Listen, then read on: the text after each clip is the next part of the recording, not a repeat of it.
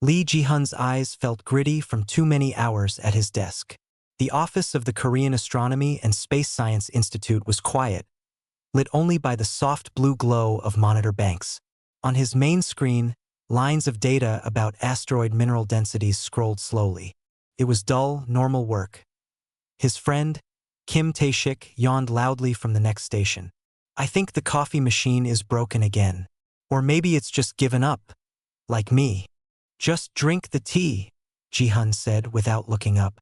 He preferred the quiet routine of his job. He tracked rocks in space. It was peaceful. The sudden, sharp alarm was not quiet.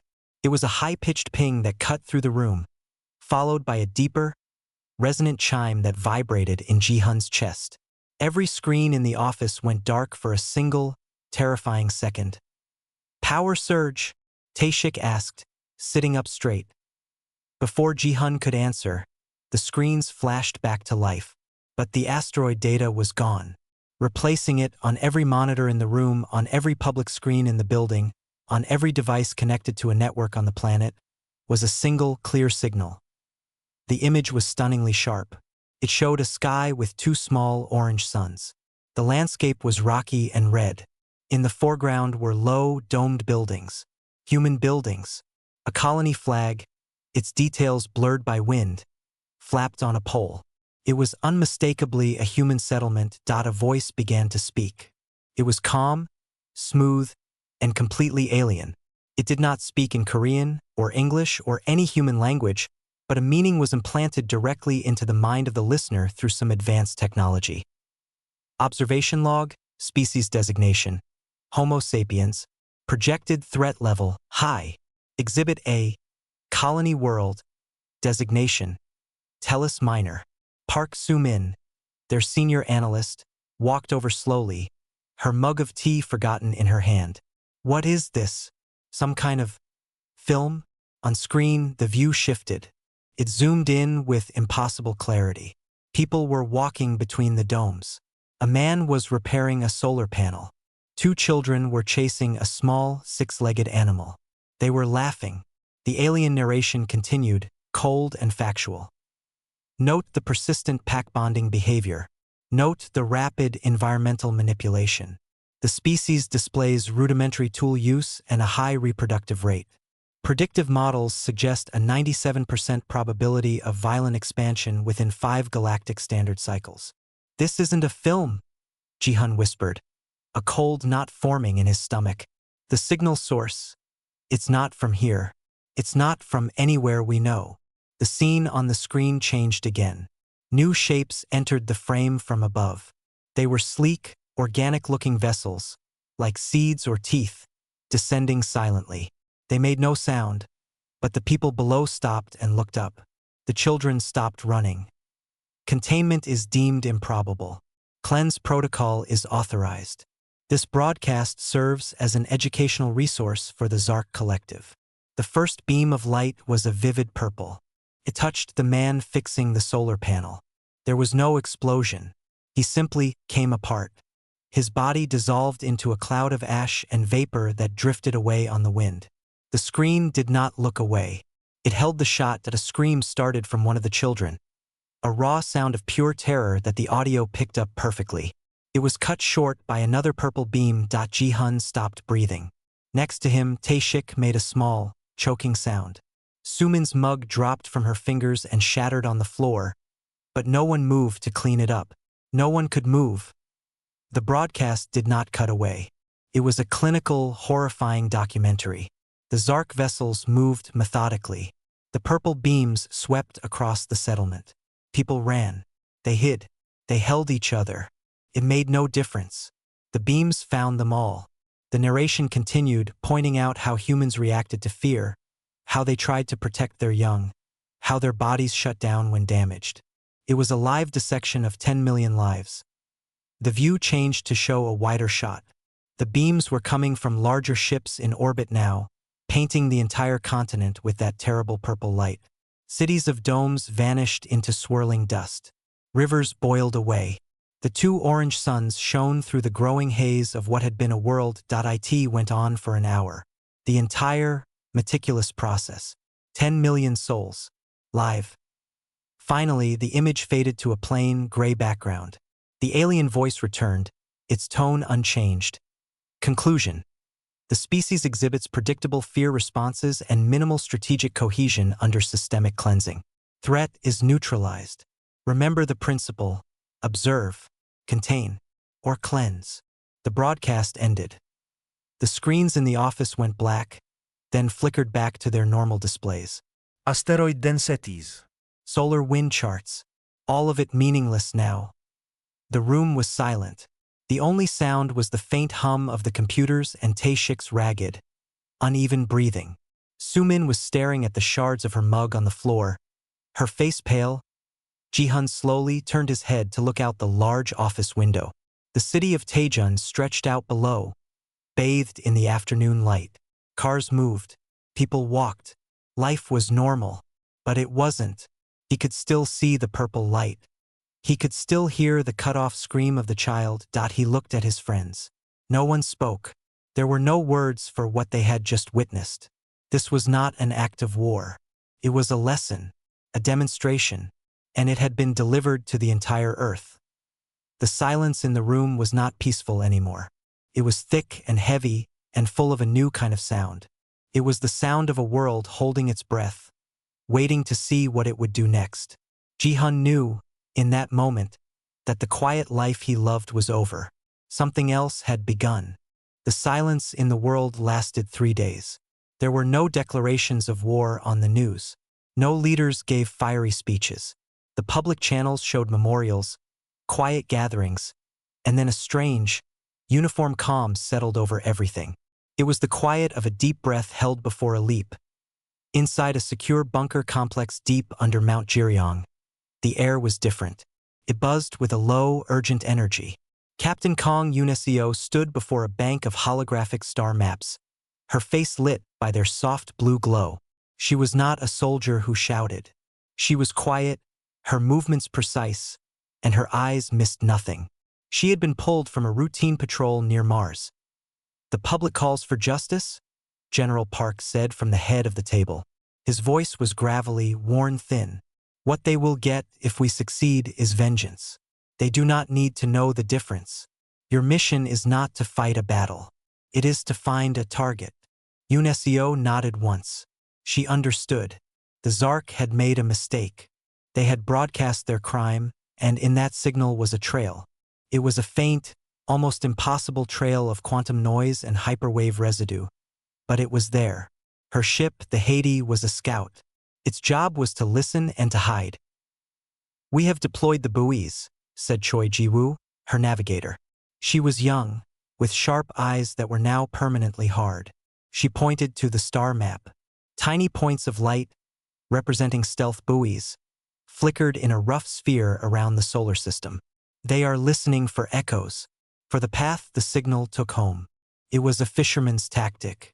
Cast a wide, silent net and wait for a ripple. The Haiti would be the hook point. 2 weeks later, Unesio sat in the command chair on the bridge of the Haiti. The ship was small, shaped like a dark, flat stone. Its hull drank in light and sensor waves. Outside the viewport was not the starry black of space, but the rippling, strange colors of faster-than-light travel. "Transition to normal space in 10 seconds, Ji-woo said. "All systems quiet," said Han Sung, the chief engineer. His hands moved over his panel, damping energy outputs, sealing heat signatures. The Haiti was going to sleep in the void. The ship slid out of FTL. The starfield was unfamiliar. A dull red giant dominated the view. This was a dead system, just rocks and cold. Perfect place to hide and listen. "Bring the buoys online. Passive scan only," Unesio ordered. For 6 days, nothing. They listened to the empty hiss of the universe. The crew spoke little. They ate. They slept. They checked their instruments. The horror of the broadcast lived in the quiet between them. No one needed to talk about it. It was in their eyes every time they closed them. On the 7th day, Ji-woo jerked in her seat. "Captain." Ping. "Buoy Sigma 7, at the edge of the network." "Put it on speaker," Unesio said, leaning forward. The sound that filled the bridge was not a voice. It was a complex, pulsing string of data tones. It was a different language, a different technology. But woven within its structure was a distinct, matching carrier wave. It was the same as the broadcast. "It's them," Sung whispered from his station. "That's their comms traffic." Unicio felt no thrill of discovery, only a cold, solid weight. "Can you trace the source vector, Jiwoo?" The navigator's fingers flew. Lines of light drew themselves on her screen, converging, reaching out across the virtual map. They did not go to a star. They pointed to a dark patch, a cloud of dust and gas. "It's inside the nebula, Captain. The signal is bent, scattered, but it's coming from in there. A strong source, multiple sources, a hidden place." It made sense. "Plot the most silent course," Unicio said. "No ruse. We drift until we are sure." The journey into the nebula took another week. The Haiti moved like a ghost, its engines at a tiny fraction of their power. The dust clouds outside turned the stars into soft, blurry smudges of light. Tension on the bridge was a physical thing.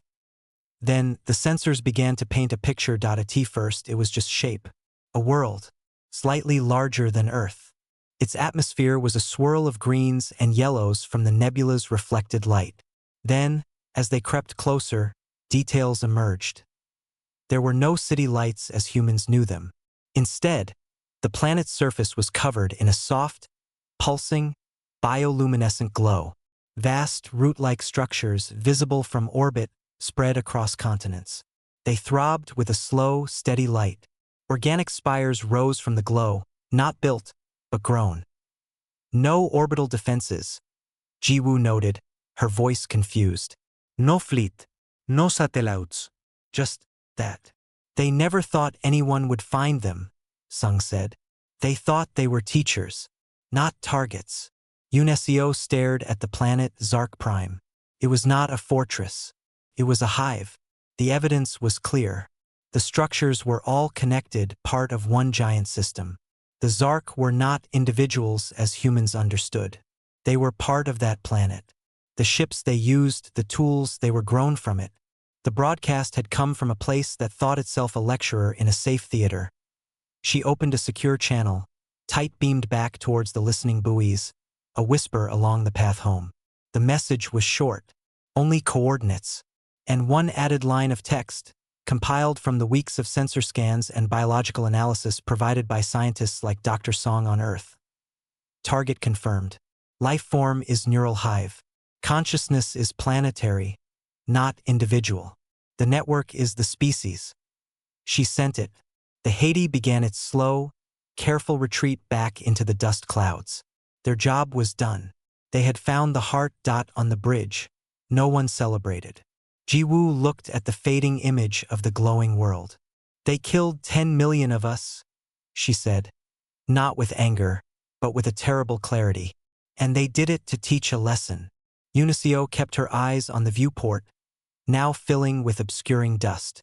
"Now," she said, her voice barely audible, "we will teach them one." In a clean, white underground laboratory in Taejun, Dr. Song Mirei watched the broadcast for the 47th time. She had not slept much since it first aired. Her eyes were dry and tired, but her mind was a fierce, sharp thing, focused on a single task on her screen. The purple beams flashed. People fell. The alien voice spoke, but Mirei was not listening to the words or watching the death. She was looking at the edges of the frame. She was studying the Zark themselves. The creatures that operated the equipment in the background were tall and slender. Their skin had a gray, plant-like texture. In one scene, a Zark handler reached to adjust a control panel. A beam of light from a nearby console, a normal working light, washed over its long fingers. The Zark hand flinched back. It was a tiny, fast movement, almost invisible, but Mirei saw it. She paused the video. She zoomed in. The light was a particular blue-white wavelength. She marked it. She moved to another clip. A Zark vessel, its interior shown briefly. The walls were not metal. They had a curved, organic look, like the inside of a seashell. In places, faint, Vein-like lines pulsed with a soft green light. She noted the pattern. It was not random. It looked like a network, a circulatory system, but maybe for information, not blood. Her office was covered in printed stills from the broadcast. Her colleagues thought she was obsessed, lost in grief. They were partly right, but she was also working. A soft chime came from her computer. An analysis was complete. She had asked the Deep Space Array to re-examine all sensor data from the last decade, looking for anomalies. One file had been flagged. Years ago, a telescope had detected a strange neutrino emission from a sector now known to contain the Zark Nebula. The emission was weak, but it had a rhythmic pattern.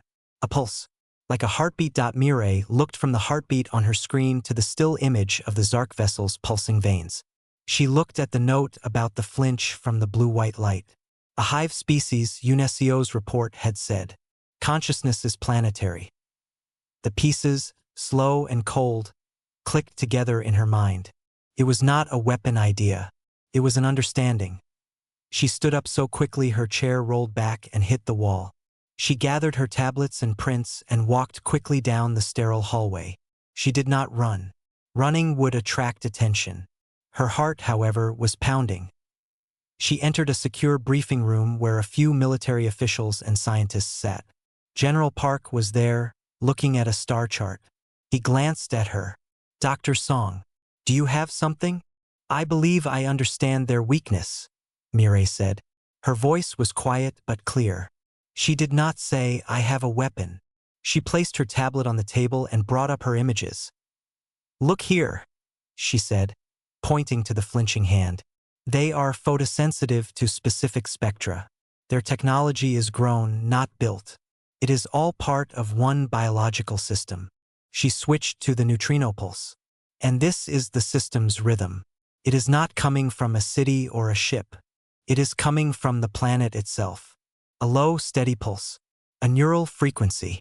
A man from the weapons division frowned. So we bombard them with bright lights and noise? It would be an annoyance, nothing more. No, Mireille said, shaking her head. You do not annoy a hive. You disrupt its communication. You sever the connections. She pulled up a simple diagram she had made. It showed a network of nodes, linked by lines. Think of each Zark individual as a leaf. But the tree is the planet. The roots, the fungal networks in the soil, the veins in their ships. It is all one mind. The individual Zark we saw are not thinking for themselves. They are receiving instructions, sharing feelings. They are points in a network. She tapped the image of the neutrino pulse. This is the signal. This is the hive mind talking to itself. If you silence this... The room was very quiet. General Park leaned forward. If you silence this, what happens to the leaves? Mireille met his gaze. Her face was pale but steady. A leaf cut from the tree does not think. It does not act. It withers. They are not independent. Without the hive signal, they would be empty, terrified, alone in a way we cannot even imagine. Their civilization would not be bombed. It would cease to function. Instantly, a biologist across the table let out a slow breath. A psychic lobotomy, on a planetary scale. Yes, Mireille whispered. The weapons man looked intrigued now. How do we do it? How do we silence the signal? You do not silence a signal by shouting, Mireille said. You do it with a precise, targeted counterpulse. A neuroagent. A chemical or a virus that attacks the physical structure of the network. It must be delivered deep into the planetary crust, at the major neural nodes. She zoomed the star map to show Zark Prime, with its glowing continents. Here, here, and here, where the pulse emissions are strongest. You need to poison the roots. The plan formed in the room, cold and clinical. No talk of soldiers or dogfights. Talk of delivery systems, of relativistic kinetic penetrators, rods of tungsten fired from orbit so fast they could dig deep into a planet's crust, of tailoring a biological agent that would multiply through the organic network, breaking the chemical chains that carried thought. Mireille sat down. The energy left her. She felt hollow. She had not created a hero's solution. She had designed a specific horrifying key for a specific horrifying lock. General Park was silent for a long time, looking at the diagram of the network, then at the frozen image from the broadcast of a human child's face, frozen in fear. "Without mercy," he said finally. It wasn't a question. It was a confirmation. Mireille nodded once, looking at her hands. She had found the weakness. She knew, with absolute certainty, that using it would make monsters of them all. But the memory of the purple light and the silent, clinical narration filled the room. The Zark had not just killed. They had lectured. Now it was humanity's turn to teach. The lesson would be final. Li Jihun stood at his new workstation. It was not in the quiet astronomy office. It was inside a buzzing, low-ceilinged command center on the dark side of Earth's moon. Screens showed the construction of ships. They were not the proud, armored warships of old stories. They were angular, dark, and built for silence. The mood in the room was not excitement. It was the tense, focused quiet of a hospital operating room. Jihun had been drafted. His skill with astrometric mapping was needed to chart a course through the dense dust of the Zark Nebula. He was no soldier. He looked at his hands. They felt useless. "You will plot the final approach," a voice said behind him. It was Captain Kong Yunesio. She looked at him, her expression unreadable. "You have the best sense of spatial geometry in the department. We need to get in without a single ripple. Can you do it?" Jihun swallowed and nodded. He didn't trust his voice. He turned back to his screens, to the three-dimensional map of the nebula. He began to work. He lost himself in numbers and vectors, in gravitational eddies and dust densities. It was better than thinking. Weeks passed. The fleet, called Task Force Vengeance in the official documents but never spoken aloud by its crew, was ready. It was small. One command ship, the Chungmugung. Yunesio's scout, the Haiti. Two silent carriers, the Valley Forge and the Marauder, which carried no fighters, only rows of long, dull metal cylinders. And three escort ships for electronic warfare. The day of departure, there was no grand ceremony. The ships slipped from their lunar docks one by one, like shadows detaching from a wall. They moved out beyond the orbit of Pluto and formed up. Then, as one, they activated their faster-than-light drives and vanished on the bridge of the Chungmugung. Jihun felt the strange lurch in his stomach. The viewports showed the streaking, unreal light of the FTL tunnel. He sat at his station, checking and rechecking his plotted course. The final jump into the nebula would be the most dangerous. Yunesio commanded from her own chair nearby. She spoke in low tones to her crew. "Remember, we are not here to fight unless we have to. Our priority is the delivery. If we are seen, we have failed." The journey was long and quiet. Crew members spoke little. They ate together in silence. They trained. They waited. The memory of the broadcast was a ghost that haunted every corridor. No one played music. No one laughed too loudly. Finally, they reached the edge of the Zark Nebula. The ships dropped out of FTL. Before them stretched the vast, glowing cloud of dust and gas. Inside, hidden, was their target. "All systems to minimum," Yunesio ordered. "Communications silence. Navigate by pre-plotted waypoints only." Jihun's course was now the law. The fleet began to move forward, not with a surge of power, but with a gentle, patient push. They entered the nebula. Inside, the universe changed. The stars were gone, smothered by a wall of color. Reds and oranges and deep purples swirled around them. Sensors became confused by the dust. It was like moving through a silent, endless fog. Jihun guided them, his eyes glued to his instruments, comparing them to the maps he had made from the Hades data. It was a maze. One wrong turn and they could drift into a dense cloud, their silhouette visible to any watcher. "Picking up low-level comms traffic," the sensor officer whispered. "Bearing direct ahead. It's them." "Hold course," Yunesio said. Her hands were relaxed on the arms of her chair, but her knuckles were white. They crept forward for days. The comms traffic grew stronger. It was a chatter of alien data, a sound like clicking insects and flowing water. It was the sound of a living world going about its business unaware.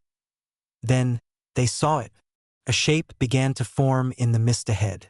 Planet, Zark Prime. Its bioluminescent glow painted the surrounding dust a sickly green. The vast, pulsing root structures were visible even from here. Position confirmed. Jiwoo's voice came quietly over the comm from the Haiti. We are at the delivery point. This was it. The carriers needed to be in exactly the right spot to fire their rods on the correct trajectory. They needed a few minutes of perfect stillness. Deploying countermeasure drones now, said the officer on the Chungmyung. From the escort ships, small, stealthy drones shot out. They flew toward the planet, not to attack, but to broadcast 1,000 false signals. Ghost images, sensor echoes, fake energy readings. If the Zark were listening, they would hear a chaotic storm of nonsense at the edge of their system. Carriers report ready to launch. Came the call. Unisio took a slow breath. All ships hold position. Carriers, you are cleared for launch. On my mark. Ji-hun watched the main screen. The two carrier ships, looking like dark bricks, opened their launch bays. Inside, the long tungsten rods, tipped with the neuroagent pods, lay in their rails. Mark. There was no loud sound, only a deep, metallic thud that vibrated through the hull of the carriers as the magnetic rails fired. One after another, 20 rods shot out into the void. They carried no engines, no guidance systems. They were just slugs of metal and poison, fired with such incredible speed that they became unstoppable. They vanished almost instantly into the colorful fog, heading straight for the glowing world. For a second, nothing happened. Then, alarms blared on the sensor panel. Zark patrol vessels, the sensor officer called out. 3 of them, emerging from the dust cloud to starboard. They've detected the launch energy. On the screen, 3 of the organic, seed-like ships turned toward the human fleet. They moved fast, much faster than the human vessels. Evasive pattern Delta, Unisio ordered, her voice sharp. Escorts, engage electronic warfare. Jam their targeting. Do not return fire unless fired upon. The human ships began to move not to fight but to run. Bright clouds of chaff and distracting energy signals bloomed around them. The Zark ships fired lances of purple energy.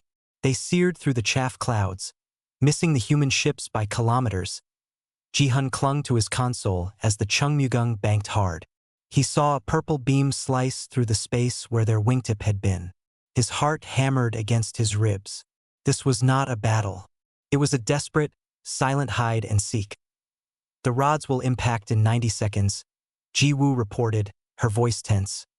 Just keep them busy, Unisio said, her eyes on the tactical screen.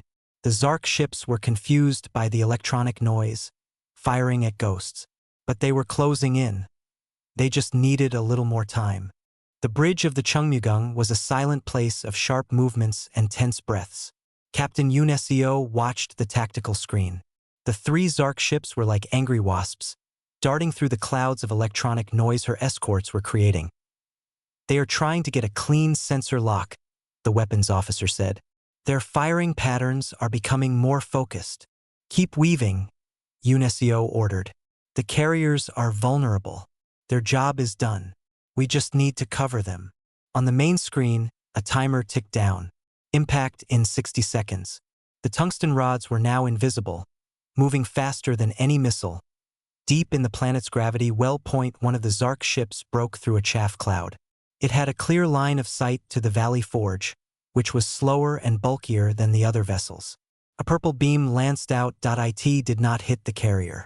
One of the human escort ships, the Gyeongbok, slid into the path. The shields flared a brilliant, desperate white and then failed.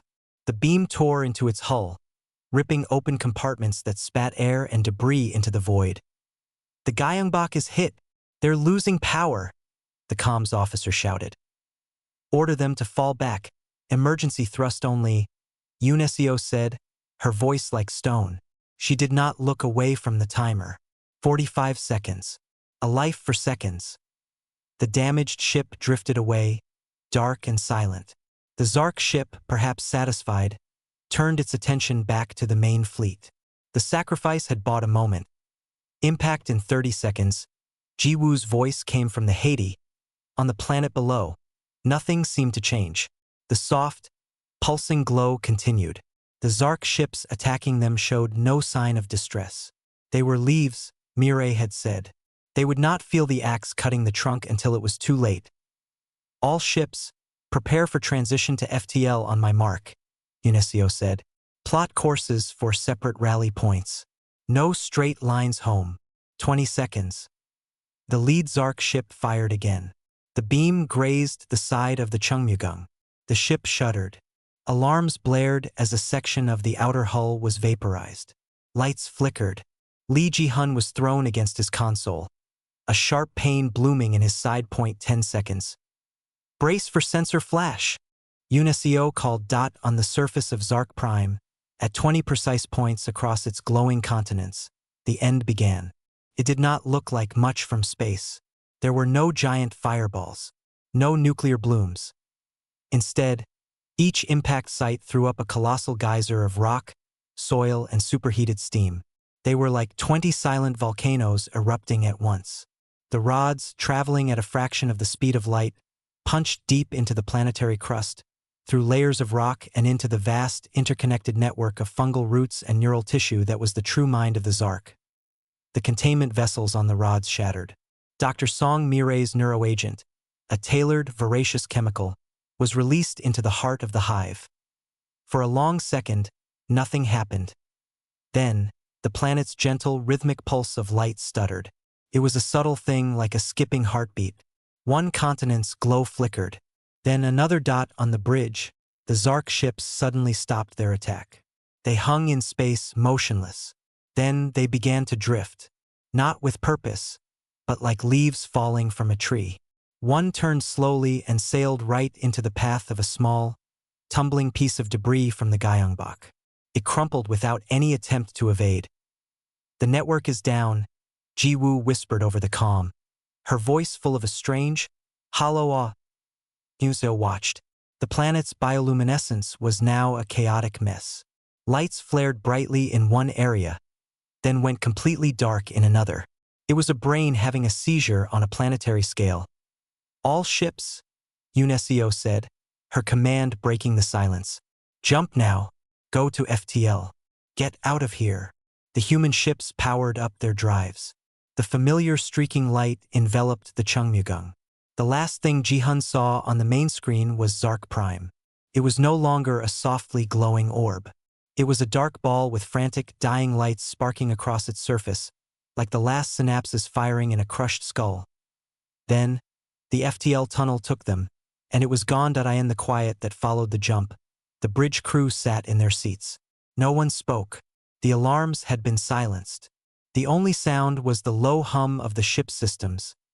They had done it. They had delivered the lesson. 10 million human lives for one Zark world. Jihun looked at his hands. They were shaking. He thought of the people on the colony, turned to ash by the purple beams. He thought of the calm, alien voice explaining it all. Then he thought of the silent, clinical geysers on the planet, and the lights going out one by one. He did not feel like a hero. He felt like a man who had just helped pour poison into a well. The thirst that drove them to do it was justified, he knew.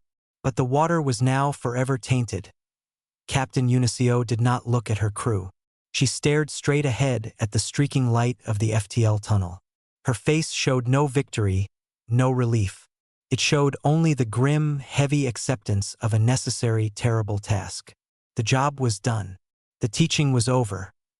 All that remained was to see what the lesson had wrought. Deep in the warm, wet soil of Zark Prime, a worker named QVLL was tending to a root node. His long fingers smoothed the soft, glowing fungus that carried the songs of the collective. It was a simple, quiet task. In his mind, he was not alone. He felt the gentle hum of the planet thought, the soft murmur of a billion other selves going about their day. He felt the approval of a grower nearby. He felt the distant, focused attention of the thinkers in the high spires. He was QVLL, but he was also the collective. It was peace. A tremor passed through the ground. It was a deep, sharp shock, wrong in its texture. Not a natural movement of the world. A puncture.in that same instant. The song in QVLL's mind stop.it did not fade. It was there, a vast, beautiful symphony of shared existence. And then it was gone. Snuffed out. The silence that replaced it was not the quiet of rest. It was an emptiness so vast and terrifying that QVL's body froze. He looked at his hands. They were just hands. He felt a cold wetness on his skin. He had no word for it. He had never felt alone before. A sharp, painful signal fired in his own mind. A raw impulse with no direction. Fear. It was his own. It echoed in the hollow space where the collective had been, and it came screaming back at him, multiplied. All around him, the other workers in the root channel were also frozen. Their large, dark eyes, which usually reflected the shared light of the hive, were now wide and blank with a private, personal horror.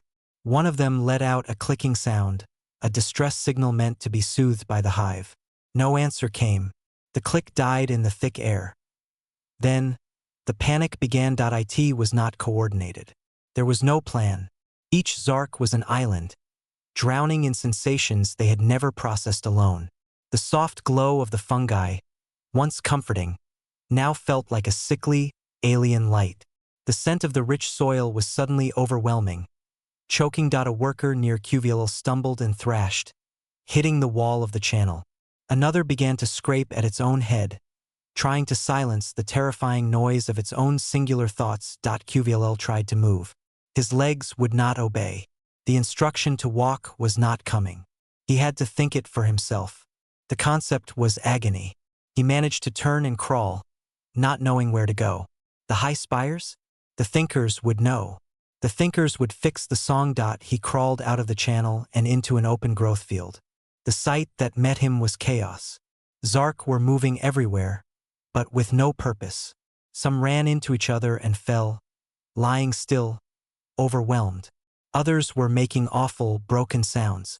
The great pulsing lights in the ground were flashing erratically, then going dark in patches, like a body dying one organ at a time. In the sky, a silent, dark shape drifted down and smashed into a spire. It was a Zark skiff, its crew unable to even comprehend piloting it. It exploded in a shower of green flame and organic debris. No one reacted to the crash. They did not understand what it was. QVLL reached a transportation hub. The great living pods that carried Zark across the world were motionless. One pod had tried to move and had wrapped itself around a support, oozing sap. Inside, QVLL could see shapes pressed against the transparent membrane. Unmoving. He saw a thinker. The tall, wise one was standing in the middle of the hub, its forearms hanging limp. It was staring at its own hands, turning them over and over. Its mouth was open, but no wisdom came out. Only a low, continuous whine of pure, unshared confusion. The thinker, who had known the depth of the ocean of thought, was now a dry, empty shell. The silence in QVL's head was getting louder. It was filled with new things. A sharp pain in his leg from a fall he didn't remember. A crushing need for a nutrient he couldn't name. A memory of the song that was now a taunting ghost. He did not know how to feed himself. The distribution system was part of the hive. It was dead. He stumbled into a grove. The light fruits hung from the branches, ripe and full. He stared at them. He knew in some old way that they were food. But the act of reaching, of picking, of eating, it was a series of impossible separate decisions. His body was a strange machine he did not know how to operate. He sat down at the base of a tree. Around him, the world grew quieter. The frantic movements slowed. Zark lay where they had fallen. The flashing lights on the ground were mostly dark now. Only a few sporadic, weak pulses remained. Like a final, fading heartbeat, QVL looked up at the green, hazy sky. He felt a thing. It was a deep, wordless sadness for the silence. For the loss of the song. He did not know it was sadness. He did not know what he was. He was just alone. He closed his eyes. The private, terrifying noise of his own mind began to slow, to still. Without the hive to give it purpose, to process its signals, the single, isolated consciousness of QVLL, like a flame cut off from air, gently went out on the surface of Zark Prime. The last light pulsed once, weakly, and did not come back on. The lesson was over. There was no one left to understand it. Lee Ji-hun stood at the large window of the restored astronomy office. Outside, the city of Taejun was calm under a gray afternoon sky. Cars moved. People walked. Life had continued. A year had passed. The public story was one of solemn victory. The Zark threat was neutralized. There were memorials for the 10 million dead on Tellus Minor. Politicians spoke of a new era of human strength and vigilance. The war, they said, was short and just. Ji-hun knew the words were empty. He had seen the sensor logs. He had watched the lights go out on his desk monitor. A simple, text-only notification appeared. It was from a secured government channel. Contained no message. Only a timestamp and an access code. He knew what it meant. The broadcast was scheduled. He did not want to watch. But he felt he had to. He entered the code. His screen went black, then lit up. It was not a public channel. Every government, every major institution on Earth and the colonies was receiving this. It was a tight beam transmission meant for the galaxy. The first thing shown was a clip from the Zark's own documentary. 7 seconds. It showed the two children on the red soil, laughing, chasing the six-legged animal. Then the purple light flashed, and the image froze just as their faces turned to look up, fear dawning. The clip ended. No sound. Then new footage began to play. It was from the human reconnaissance drones, sent back months after Task Force Vengeance had returned home. The screen showed Zark Prime from orbit. It was a dark, gray ball. All the beautiful, bioluminescent glow was gone. The vast root networks were now just dead, black scars on the landscape. The view switched to the surface. It showed a silent city of grown spires. No movement. Vines and alien moss had begun to creep over the structures. A Zark worker, like QVLL, lay curled at the entrance to a hub, its body desiccated and still. Another drone image showed a field where hundreds of Zark lay, as if they had simply stopped walking and fallen. There were no signs of blast damage, no burns, no violence, just emptiness. The footage continued, clinical and quiet. Empty growth chambers, dead transportation pods, a wide shot of a vast plain, littered with still forms. It went on for 10 full minutes. Tour of a dead world, a dead species. There was no narration, no triumphant music, no explanation. At the end of the 10 minutes, the screen displayed 2 lines of text, translated into every known galactic script. Observe. Or be erased. Then the transmission ended. Ji-hun's screen returned to his star charts. He stared at them, not seeing. The silence in his office was profound. He could hear the faint hum of the building's air system. Park Soo-min came in, holding 2 cups of tea. She placed one on his desk. She had watched it too. Her face was pale. They made their broadcast, she said quietly. So we made ours. Ji-hun picked up the tea. It was hot in his hands. It wasn't a victory announcement, he said, his voice hoarse.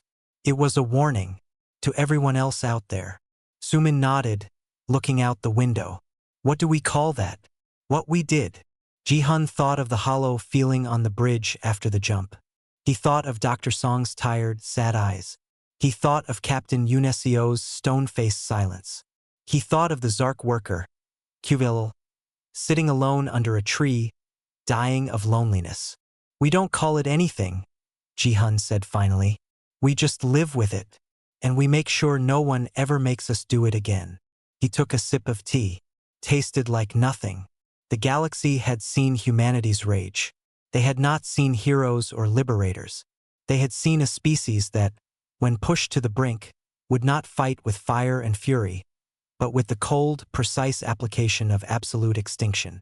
They would find your heart and stop its beating, not with a shout, but with a whisper.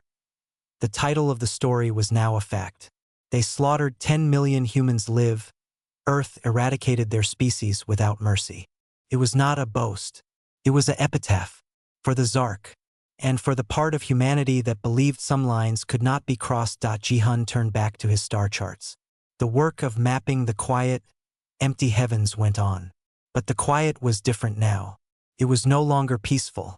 It was the quiet of a forest where every other animal has heard a new, terrible predator pass through. A quiet full of watching eyes and held breath.